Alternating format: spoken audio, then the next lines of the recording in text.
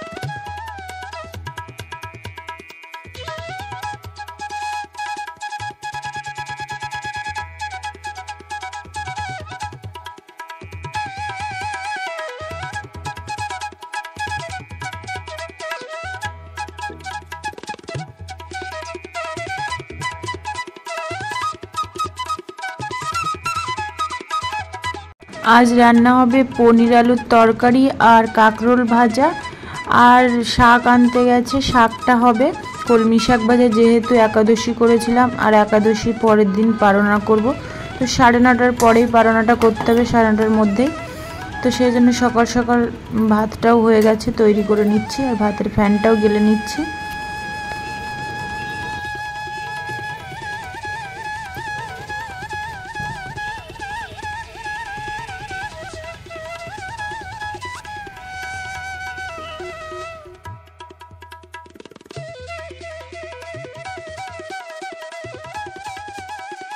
এবার বরের জন্য একটু লিকার চা আর ছোলা বাদাম নিয়ে যাচ্ছি। আর বরের আজকে ছুটি আছে, ছুটি করেছে, সারাদিন বাড়িতেই থাকবে।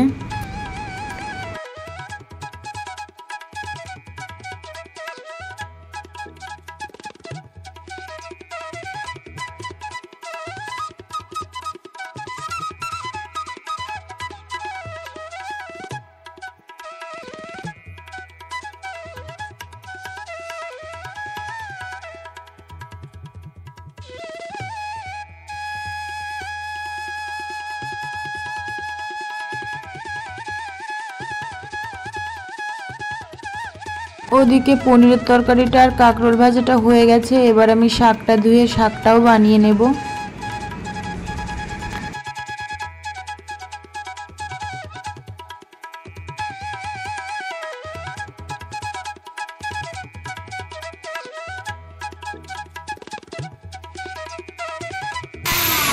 তারপর 10:30টার দিকে মিস্ত্রি এসেছে কাজ করতে। আমাদের যেহেতু এই ঠাকুরঘরটা বানাচ্ছে, এটা অনেক বড় একটা ঠাকুরঘর, আর খুব সুন্দর করে একটা বানিয়ে দিচ্ছে। ঠাকুরঘরটা বানাতে এসেছে। তারপর মিস্ত্রি চলে গেলে আমার বর একটু আর কারিসাজি করছিল।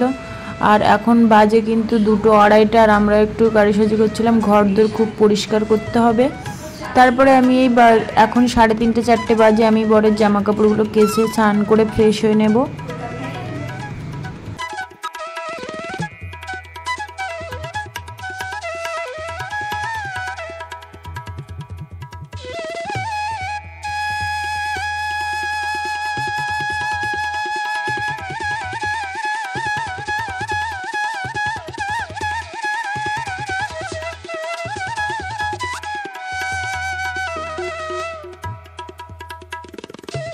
এখন 4টে 4:30 বাজে। এসে দেখি কত বৃষ্টি হচ্ছে, সারাটা দিন ভীষণ বৃষ্টি হচ্ছে। তারপরে একটু ঘুমিয়ে রেস্ট নিয়ে নিলাম।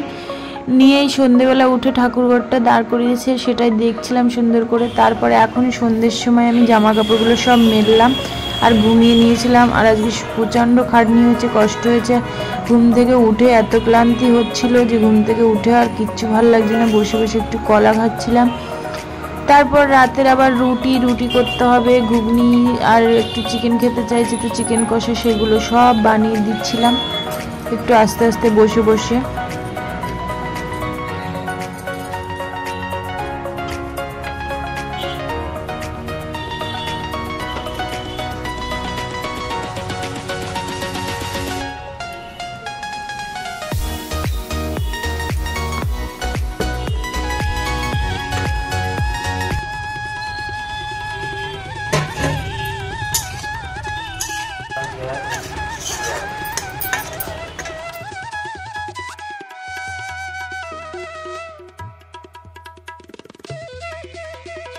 তারপর রাতের সব কাজ সেরে এই যে দুধ, গরম দুধ করেছি, তাতে মধু আর বরের একটু বাতাসা দিয়ে হলুদ দিয়ে দুজনে এখন খেয়ে ঘুমিয়ে পড়বো।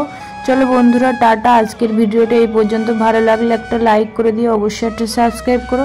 চলো এবার আমরা ঘুমিয়ে পড়বো। টাটা, দেখা হচ্ছে আবার নেক্সট অন্য কোনো ভিডিওতে।